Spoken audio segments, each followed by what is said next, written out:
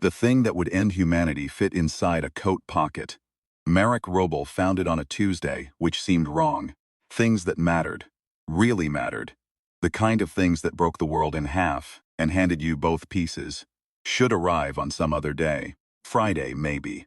A Sunday. Not a Tuesday, not while his boots were soaked through from the rain.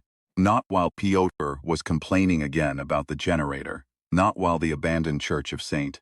Casimir's groaned in the October wind like an old man remembering something he'd rather forget. But there it was. He'd driven his pickaxe into the floor of the vestibule, and the stone had given way with a sound like a cracked tooth. Not the dull crunch of old, but something sharp and resonant, almost musical, as if the object beneath had been waiting to be struck. He knelt. He brushed the rubble aside with one calloused hand. And then he sat back on his heels and stared. A pyramid, small enough that he could have hidden it in his fist. Black in color, but not the black of stone. It drank the light differently, way still water drinks the sky. Its four faces were covered in markings, thin as spider silk, seemed to shift whenever his gaze moved to a different panel. Piotrek, he said. Pyotr Kaczmarek looked up from the generator, saw Marek's face, and came over without another word. That was the thing about Pyotr. 8 years of working construction sites together, and the man had learned to read the register of Marek's voice the way a sailor reads weather. He crouched beside him, squinted at the pyramid. Huh! Huh! Marek agreed. They sat there a moment in the cold with the rain hammering the roof and the church sighing around them. Notes, said, pointing. In the cavity beneath where the pyramid had rested, folded into a oilcloth packet that had preserved them against the damp, pages. Handwritten, dense and careful, in a script that was half Latin, half something neither man could name. Marek peeled one page open and held it to his flashlight. The ink was brown with age, but clear. We should leave it, Pyotr said. Looked at him. I'm serious, Pyotr said. We put it back. We seal the floor. We tell the site manager we found nothing. Why? Pyotr was quiet for a moment, then. Because whatever that is, it has been in the ground for a very long time. And things that are buried that long are buried for a reason. Marek turned the pyramid over in his hands. It was warm. Not the warmth of a stone that had absorbed body heat in the seconds since he'd touched it, but intrinsically warm, from the inside, as though it contained a small and patient fire. He put it in his coat pocket. That was how it started. Marek lived in a 2-room flat in the Wola district of Warsaw, the kind of apartment that had been allocated in the 1970s, and never quite dated since. Full of shelves that bowed under the weight of books he'd bought and never read, and a kitchen table that served also as a workbench, a dining surface, and a desk. He had a laptop, bought secondhand, cracked across one corner of the screen, and a degree in civil engineering that he'd abandoned before completing because his father had gotten sick. And the construction work paid immediately, while the degree did not. He was 34 years old. He was not, by any measure he applied to himself, an exceptional man, but he was stubborn. His mother had said so. His ex-wife had said so with rather more feeling, and Pyotr, who knew him best, said stubbornness was the wrong word. That what Marek had was more like a specific gravity, a tendency to sink toward the truth of a thing, regardless of how much pressure was applied from the outside to make him float away. He photographed every page of the notes at his kitchen table that Tuesday night, uploaded them, and began running them through every translation tool he could find. He compared characters against databases of ancient scripts, Sumerian, Etruscan, Sinaitic, linear A and B. He triangulated. He cross-referenced. He brewed 4 cups of tea and let them all go cold. By 3 in the morning, he had something. Not a translation, not exactly, more like a shape. The notes describe the pyramid not as an artifact created by human hands, but as something found. Something that had been retrieved from a location the author described only as the place where the angles are wrong. The author's Latin was medieval and imprecise, but the concept was sharp. The pyramid was a key, not metaphorically. Literally a key, a physical mechanism that interfaced with something the author called the arche, from the Greek, meaning the originating principle, the first cause, the heartbeat at the center of all things. The arch, the note said, was not a place. It was a frequency, And the pyramid, when activated by the correct sequence of pressure applied to specific vertices, became a receiver tuned to that frequency. A door that opened not in space but in the structure of reality itself. Merrick sat back in his chair and looked at the pyramid on the table in front of him. He pressed the first vertex. The light in the room changed. Shh. It did not feel like anything dramatic. That was the first surprise. He had expected pain or vertigo or the rushing sensation he'd read about in accounts of near-death experiences. What he felt instead simply, a shift. The way a radio slides between stations, static and then a signal clear and enormous, filling the room without effort. The walls of his apartment were still there, the cracked laptop screen, the cold cups of tea. Overlaid on all of it was something else. Information, dense and structured, arriving, not through his eyes or his ears, but through whatever part of the brain handles the raw fact of existing in a particular place at a particular time. He understood, in that moment, that the universe was not what he had been told it was, that the 3 dimensions he navigated every day were a narrow band on a vast spectrum, the way visible light is a narrow band in the full electromagnetic range, that the Arche was real, and that something was already looking at him through it. He pressed the second vertex. The signal vanished. The room was just a room again. Marek sat for a long time. Then he called Pyotr. "You pressed it," Pyotr said. Standing at the kitchen table the next morning, with a cup of coffee he hadn't touched, staring at the pyramid. "I told you to leave it. Told me to put it back in the ground. Which you didn't do. No. And then you pressed it." "Yes." Pyotr picked up his coffee. "Half of it in one go, set it back down. Tell me again. The part about what you felt." Marek told him again. Listened without interrupting, which was unusual. He was a man who processed information by talking through it, and his silence now was a kind of barometer reading. When Marek finished, Pyotr was quiet for 15 seconds. "You felt something looking at you," he said. "Looking isn't exactly the right word, more like registering. The way a sensor registers a presence, but it noticed you." "Yes." Pyotr sat down. He was a big man, broad through the shoulders, heavy hands, a face that had been cheerful once, and had kept most of that cheerfulness even into middle age, though it had gotten quieter over the years. He looked at the pyramid for a long time.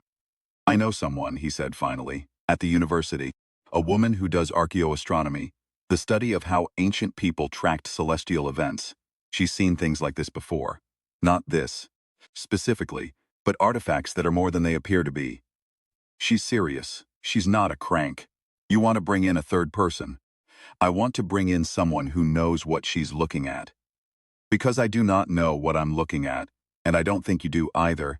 And whatever notices you, the first time you press that thing is going to notice you again, if you press it again. And I'd rather have a scientist in the room when that happens than just the 2 of us."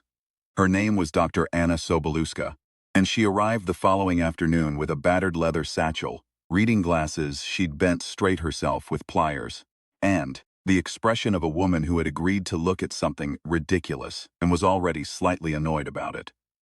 She was in her mid-50s, compact and quick-moving, with gray threading through dark hair she kept pinned back in a way that suggested she'd stopped thinking about her hair some years ago and had no plans to revisit the decision. She looked at the pyramid for 30 seconds. Then she asked to see the notes. She spent an hour with the photographs Marek had taken, moving through them on his laptop with a precision that suggested she was not reading, but parsing, the way you parse a code when you already speak some of the language. Marek made tea. Pyotr ate bread and drank more coffee. Neither man spoke. "Who wrote these?" she said. It was not quite a question. "We don't know. Medieval. The Latin structure puts it between the 11th and 13th centuries. But the conceptual framework is much older. Pre-Christian. Maybe pre-classical."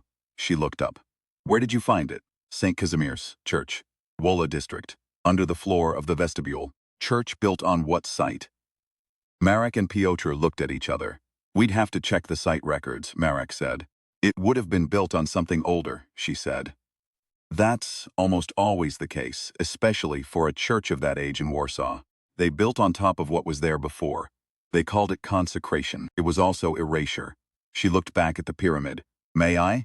Marek nodded. She picked it up, held it in both hands, rotating it slowly. Her expression did not change. Something shifted behind her eyes. Some private calculation working itself through. "It's warm," she said. "Yes." "How long has it been warm?" "Since I found it." She put it down. She took her glasses off and cleaned them with the hem of her sweater and put them back on. "The arch," she said. "In ancient Greek philosophy, it's the first principle, the fundamental substance or force from which all of reality derives. Different philosophers named it differently. Thales said water, Anaximenes said air, Heraclitus said fire. But they all agreed on the concept itself. There is a source, an origin point. A frequency, if you like, from which everything else is a harmonic. The notes describe it as a frequency," Marek said. "Yes, they do." She looked at him steadily. "And whoever wrote those notes was working from something much older than themselves, something they had access to. Perhaps this." She gestured at the pyramid. "The question is not what the archie is. The question is who built the key." In the silence that followed, all three of them looked at the pyramid. And in the silence, very quietly, the pyramid chimed. Not loudly, not dramatically. The sound was barely audible. A single clear tone, like a wine glass struck by a fingernail. And it lasted perhaps a second. Then it was gone. None of them had touched it. "Well," Pyotr said. The first one arrived 3 days later. Marek was alone in the apartment when it happened. Pyotr had gone home. Anna had taken photographs of the notes and the pyramids, surface markings, and retreated to her university office to work through them. Pyramid sat on his kitchen table. He was reading, or trying to read, a biography of Copernicus he'd found at a used bookshop the previous week, and the words kept sliding off his attention. At 11:47 in the evening, the air in the corner of his bedroom did something it should not have been able to do. The only word for it that Marek would later be able to produce was parted. The air parted, the way a curtain parts. But the curtain was not made of fabric, and the opening it revealed was not a doorway into another room. It was a gap in the surface of reality, irregular in shape, roughly the size of a wardrobe door. Through it came light that was not the light of any sun Marek had ever seen. Violet, not the warm, romantic violet of a sunset or the cold violet of ultraviolet lamps. A functional violet, instrumental, the light of a thing that is illuminated for purposes, not for beauty. And through it came the Veth. That was not a name Marek could have given it in that moment. He did not know yet what they called themselves, or whether cheat called was even the right concept, given that they did not communicate through sound. What he knew in those first seconds was that the thing that stepped through the gap was not human, and had never been human, and had not been designed, humanity in mind. It was tall, perhaps 2.5 meters, and its body was organized around a bilateral symmetry that was superficially similar to a human's, but achieved through entirely different means, as if a separate creative force had arrived at the same general shape by a different route. Its skin or what covered it was not skin in any sense Marek understood. It was more like a surface tension, a boundary between the creature and the air around it that was maintained with visible effort, rippling faintly at the edges. It had no face in any arrangement he could recognize. Where a face would have been, there was instead a cluster of sensory organs. Not eyes, not exactly, but receptors, arranged in a radial pattern, and each one was oriented differently, taking in different spectra, different frequencies, different dimensions of information simultaneously. It stood in his bedroom doorway and it looked at him. He looked back. His heart was very loud. The thing, the Veth, moved one of its upper limbs in a gesture that was clearly communicative, but communicated nothing to him. Then it moved again, and this time, Marek understood, with the animal part of his brain that operated below language, that it was trying to determine if he was intelligent. He picked up the pyramid from the table behind him without looking away. He held it up. The Veth went very still. Marek, who was not a diplomat, and not a soldier, and not a scientist, but who was a man who had been digging foundations, and reading stress tolerances, and solving structural problems with insufficient materials for 15 years, looked at the alien standing in his bedroom doorway and said, very quietly, in Polish, "I think we need to talk." The Veth could not, of course, understand Polish, but it understood something. The fact of a creature, smaller itself, softer than itself, without visible defense or weapon, sitting in its own territory, and holding a key it should not have known how to find, and saying something in the register of conversation rather than fear. It sat down, not in any chair. It simply arranged itself in the corner of the room in a way that suggested it had decided to wait. Marek called Anna. She arrived in 40 minutes, still in the clothes she'd been wearing at the university, satchel over one shoulder, and her reading glasses pushed up onto her forehead. She stopped in the bedroom doorway, took in the Veth in the corner, and said, to no one in particular, "Right." Then she sat down on the end of Marek's bed, took out a notepad and began to work. What followed over the next 6 hours was not a conversation in any conventional sense. The Veth communicated through a combination of light patterning across its surface membrane and pressure waves below the threshold of human hearing, both of which Anna detected on instruments she had, apparently, kept in her satchel for years in anticipation of this or something like it, which told Marek a great deal about Anna. She built a rudimentary cipher over the course of the night, mapping repeated patterns to repeated contexts, and by 4 in the morning she had the outlines of something she could tentatively call a lexicon. What the lexicon told them was not reassuring. The Veth were old, not old in the way civilizations are old, not centuries or millennia, but old in the way geological formations are old, in the way that stars are old. They had been navigating the arche, the frequency of reality's fundamental structure, for longer than the Earth had been a planet. And they had a system, a taxonomy, a way of categorizing the things they found in the worlds they visited through the arche's keys. Humanity did not fall into any category they recognized. This was the problem. In the Veth taxonomy, a species was either a navigator, a civilization that had independently discovered and learned to use the arche, or it was what they called, in Anna's tentative translation, substrate. Not quite the way a geologist uses the word, not quite the way a biologist uses it. The Veth word was layered, meaning something closer to material that does not know it is being used. Resources, terrain, humanity had not discovered the arch. Marek had and found. Key left by someone else, possibly someone who was not human, certainly someone who was gone. He had activated it accidentally. He had not been meant to. And the Veth did not have a framework for a substrate species that nonetheless held a navigator's key and sat down and asked to talk. They're trying to decide, Anna said, around 4:30 in the morning, voice very flat and precise in the way it got when she was exhausted, whether to classify us as a malfunction or a novelty. Malfunction is bad, said. He had arrived around 2, uninvited, bringing coffee and bread, and a calm that had nothing to do with not understanding the situation, and everything to do with having decided that panic would not improve it. A malfunction in their system is corrected, Anna said. A novelty is studied. And after it's studied? Marek asked. She looked at him. The notes implied the arche influences time and space. The Veth have been using it for longer than we've existed. What do you think happens to a novelty after it's been studied? No one answered. The Veth in the corner shifted. It produced a pattern, slower than the ones before it, more deliberate, and Anna spent 10 minutes with her instruments before she said, "It's asking about the key. It wants to know how the one who found it is related to the one who made it." "Tell it we're not," Marek said. "Tell it the one who made it is gone, has been gone for a very long time." Anna worked through the cipher. The Veth received this, and was still for a moment that stretched. Then it produced a new pattern, very long, very layered, and Anna's face as she read it was a thing Marek would remember for a long time. "It says," she said slowly, "that if the makers are gone, then the key is unmoored. That an unmoored key in the hands of a substrate species represents a systemic hazard, and that the correct resolution to a systemic hazard is elimination," Pyotr said quietly. "It doesn't use that word. It uses a word that means closure, like closing a door or a wound."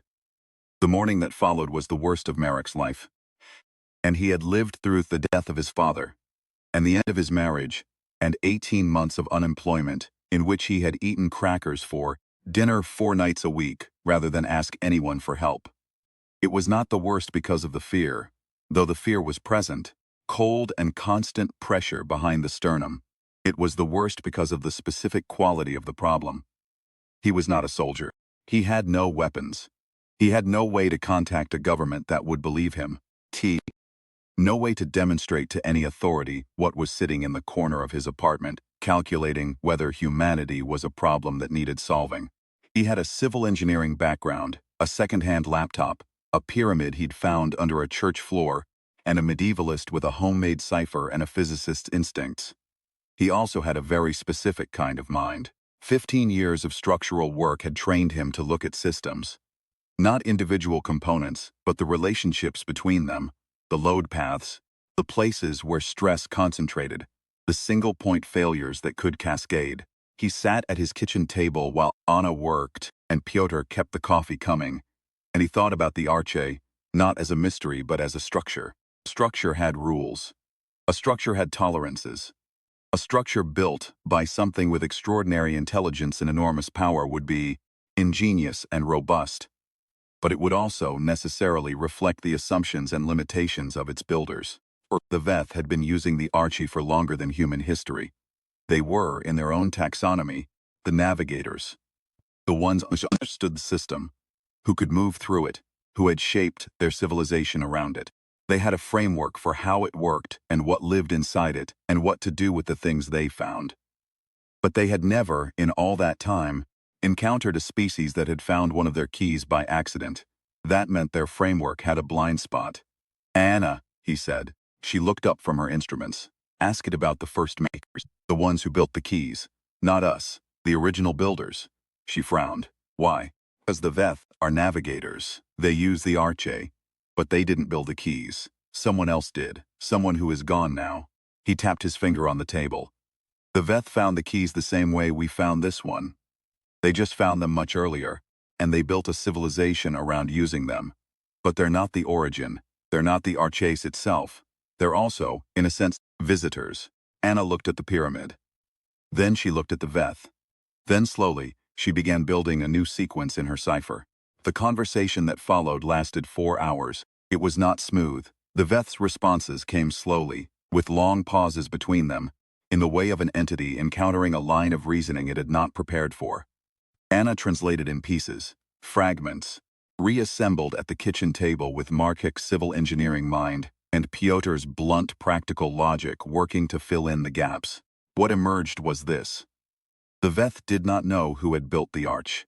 They had assumed, for as long as their civilization had maintained assumptions, that the archa was a natural phenomenon, the way electricity is a natural phenomenon, the way gravity is. They had learned to use it the way a species learns to use fire, without ever needing to know the precise physics of combustion. The keys had existed before the Veth found them. The Veth had learned to activate them, to navigate between the worlds they opened, build their taxonomy of what they found in those worlds. The makers, the builders of the keys, the architects of the Archie itself, were a presence the Veth acknowledged in the oldest of their records, and had never encountered directly. They used a word for them that Anna translated, after several tries, as the antecedents. The ones who came before. They don't know if the antecedents are gone, Anna said. They don't know if there's something else. The antecedents stopped being detectable at some point so far back that even the Veth's records don't reach it clearly. The antecedents built something that still works, Marek said. The arch, the keys.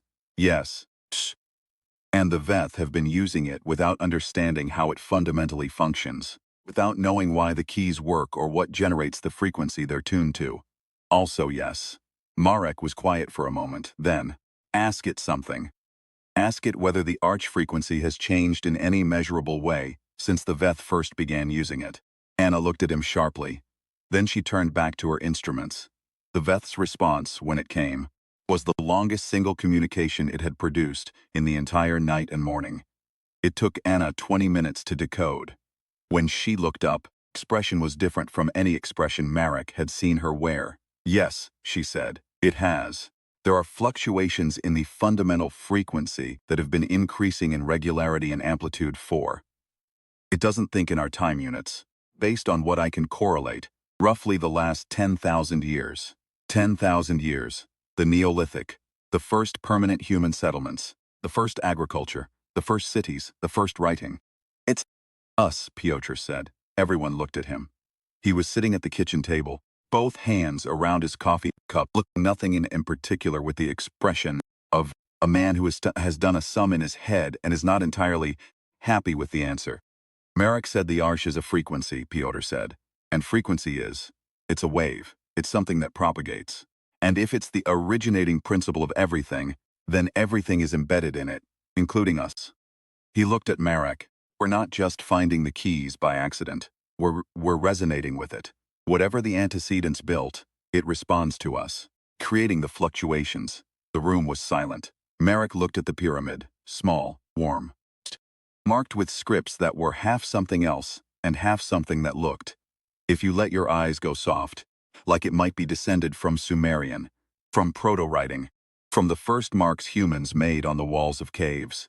He thought about the medieval author of the notes, the careful Latin, the older conceptual framework beneath it.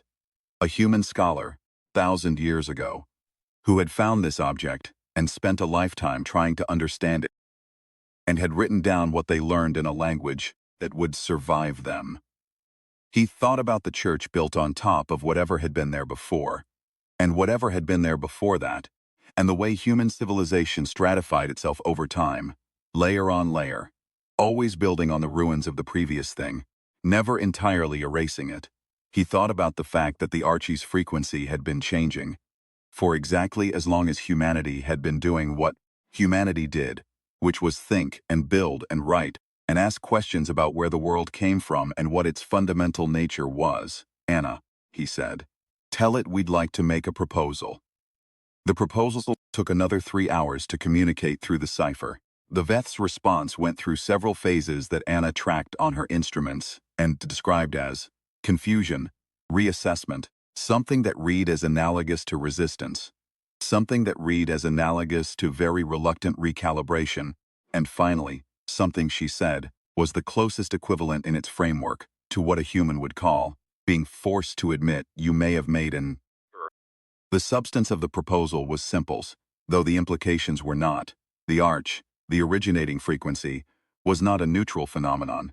It was responsive. The Veth had treated it as infrastructure, as roads treats a mountain, going around it, using passes that existed, never asking why the mountain was there, or whether the mountain had an opinion about the traffic. But the fluctuations in the frequency were not random noise. They were a pattern that corresponded precisely to the emergence and growth of human civilization. The antecedents had not disappeared. They had not built the Archie and left. They had built it and become it, had embedded themselves in the originating frequency the way a tuning fork embeds itself in the note it produces. They had not withdrawn from the universe. They had become the universe, or the deepest layer of it, the layer that everything else sat on. And in the 10,000 years since humans had begun to do the specific things that humans did, think recursively, build beyond need, ask questions that had no survival value, make art in the dark of caves for no audience, write down what they knew, so someone they would never meet could read it. They had been, without knowing it, resonating with the frequency the antecedents had become, adding harmonics, waking something up. Pyramid was warm because it was responding to Marek, not to his body heat, to the fact of him, to the specific frequency that human consciousness generated in the Arche's structure. Pyramid had been buried for 1,000 years and had been cold. A human hand had found it, and it had become warm. This was not coincidence. This was function. The Veth had been trying to determine whether to classify humanity as a malfunction in their system. Humanity was not a malfunction in the Veth system. Humanity was a feature of the Arche itself, a feature the Veth had not known to look for, because their framework had no category for it. They were navigators, users of a system they had not built, operating with a model of that system that was sophisticated and ancient and profoundly, specifically wrong about one thing. They had believed the makers were gone. The makers had merely been waiting for the resonance to reach a threshold, and it had. Marek watched the Veth process this and knew he could not be certain it would work. He was a man who had read stress tolerances for 15 years, and he knew that a structure under sufficient pressure would find its failure point, regardless of how carefully it had been designed. He knew that he might be wrong. He knew that his model of the arch was built on a few hours of cipher translation, and a medieval scholar's notes, and his own pattern recognition, which was good but not infallible. But he also knew this. The pyramid was warm. It had been cold for 1,000 years, buried in the dark under someone else's construction, and it had become warm the moment he picked it up. And the frequency it was tuned to was not the Veth's frequency. It was not the frequency of something alien or external or waiting to correct a malfunction. It was the frequency of a mind turning a problem over in the dark and refusing to put it down. It was the frequency of his mother's voice, telling him he was too stubborn. It was the frequency of Piotr, arriving at 2 in the morning with coffee and bread. Because that was what you did when something impossible was happening and there was nothing else you could think of to bring. It was the frequency of Anna Sobolewska, who had carried detection instruments in a satchel for years. On the chance that something like this might happen, because she was a scientist and a scientist prepares for what they cannot yet see. The Veth produced a final pattern. Anna translated it in silence. Then she looked up, and her face had the careful neutrality she used when she was controlling something larger than neutrality. It says, she told them, that it's a civilization's entire history of navigating the Archie, in all the worlds they've passed through, all the species they've cataloged, all the keys they've used, and all the doors they've opened. They have never once been spoken to by the system itself. She paused. It says that if our model is correct, if humanity is what we say it is, then the Veth classification framework is not wrong, in a small way. It is wrong in the foundational way. The kind of error that means every conclusion derived from it has to be examined. Another pause. It says it needs to communicate with others of its kind. It says this conversation cannot be resolved by one individual and one decision. That sounds like it's asking for time, Piotr said. It is. And what does it offer in return for the time? Anna went back to her instruments, used a question, waited. The Veth's answer was quiet, a single short pattern, the quietest thing it had produced all night. It says, Anna said, and her voice was strange, that in the Veth language, there is a word that applies only to navigators, to species that have the right to move through the arch freely. It has no equivalent for substrate species, but it says that it will use that word for us, provisionally, while the matter is discussed. The room was very still. Marek picked up the pyramid from the table. It sat in his hand, small and black and warm, marked with the script of someone who had been and become something larger than leaving a record, and the morning light was coming in through the kitchen window now. Pale October light, Warsaw light, the light of a city that had been destroyed and rebuilt and rebuilt until the rebuilding became the definition of the place. He looked at it for a moment. Then he set it back down gently, with the care you give to something that matters. Tell it we'll wait, he said. The Veth came back 6 weeks later. Not 1, this time 3, and they came through a gap that opened in the abandoned church of St. Casimir's rather than in Marek's apartment, which suggested they had been paying attention to how things worked, or had been told. Marek and Piotr and Anna were there when they arrived, because Anna had instruments that could detect the precursor frequency shifts that preceded an opening, and she had been monitoring. The conversation that followed lasted 2 days, and required the construction of a far more sophisticated cipher, one that Anna developed with the help of 2 graduate students she trusted, and had told nothing specific, instructing them only that they were building a system for translating between a non-linear symbolic language and Polish-Latin hybrid notation they had accepted because she was their advisor, and her instructions were never not interesting. At the end of the 2 days, the Veth produced a final communication. The word they used was the word for navigator, applied, for the first time in the history of the Veth's taxonomy, to a species that had not discovered the Arche on its own terms, had not earned the designation through the slow accumulation of a civilization built around it, had not demonstrated mastery of the system, or proven capacity to move through it without causing harm, applied to 3 human beings who had found something buried in a church floor on a rainy Tuesday and refused to put it down. Marek drove home that evening through the Warsaw traffic, which was terrible, which it always was. The city pushed in at the windows of his car, the old buildings and the new ones. The Stalinist blocks and the glass towers, churches that had been rebuilt from photographs, and the streets that had been rebuilt from memory. He thought about what Anna had said the first morning, about the church built on older foundations, about how they called it consecration, and it was also erasure. He thought about what the arch might mean, if it was real, if the model was right, frequency that was the basis of everything, a note that everything else was a harmonic of, and humanity, for 10,000 years, unknowingly contributing to it, adding complexity, adding depth, adding the particular something that comes from minds that turn problems over in the dark and refuse to put them down.